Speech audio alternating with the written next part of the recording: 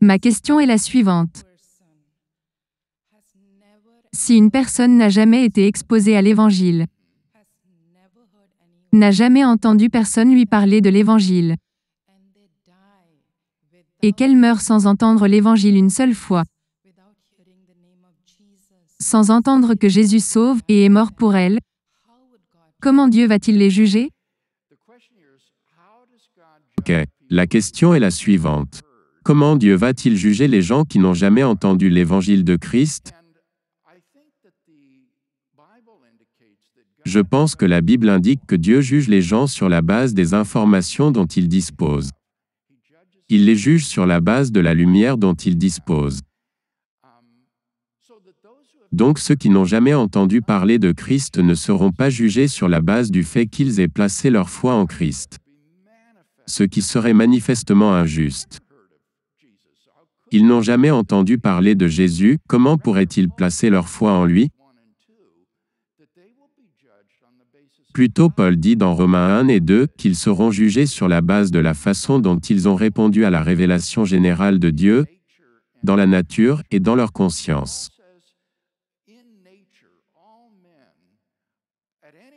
Paul dit que naturellement, tous les hommes à tout moment de l'histoire, dans n'importe quel lieu dans le monde peuvent savoir qu'il existe une divinité éternelle et puissante, qui a créé le monde.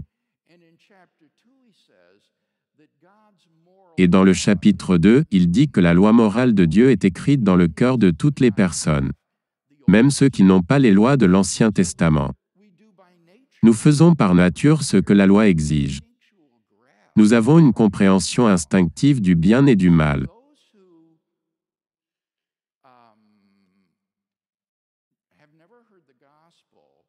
Et ainsi, ceux qui n'ont jamais entendu l'Évangile seront jugés sur la base de leur réponse à la révélation générale de Dieu, dans la nature et la conscience.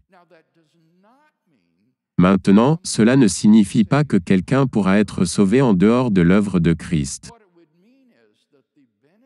Ce que cela signifie, c'est que les avantages de la mort du Christ pourraient être appliqués à quelqu'un sans sa connaissance consciente du Christ.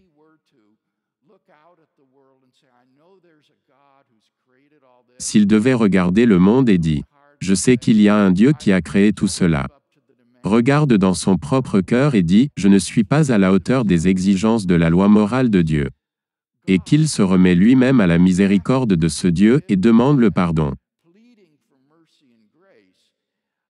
et plaide pour la miséricorde et la grâce, cette personne sera sauvée par la grâce, par le sang de Christ même si elle n'avait aucune connaissance de Christ. Il sera comme les gens de l'Ancien Testament, qui n'avaient aucune connaissance consciente de Christ, mais qui répondaient à la lumière qu'ils avaient et étaient jugés par leur réponse à cette lumière.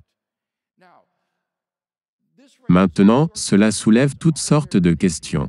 Y a-t-il des gens comme ça? J'espère. J'espère qu'Aristote en fera partie.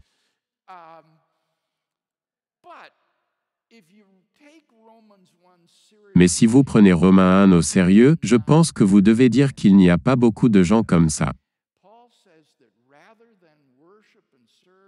Paul dit, plutôt que d'adorer et de servir le Créateur, les gens se sont tournés vers des dieux, de leur propre fabrication, et se sont détournés de Dieu. Plutôt que de vivre selon sa loi morale, ils se sont plongés eux-mêmes dans l'immoralité et la dégénérescence. Et donc se sont retrouvés condamnés devant Dieu sur la seule base de sa révélation générale, dans la nature et la conscience. Je ne pense donc pas que nous puissions être optimistes sur le fait qu'il y aurait de nombreuses personnes qui accéderont au salut par la révélation générale. Mais je pense néanmoins qu'il est possible que ce salut soit à leur disposition s'ils répondent de manière appropriée. Et Dieu les jugera équitablement et avec justice, parce que c'est la nature même de Dieu. Merci, merci.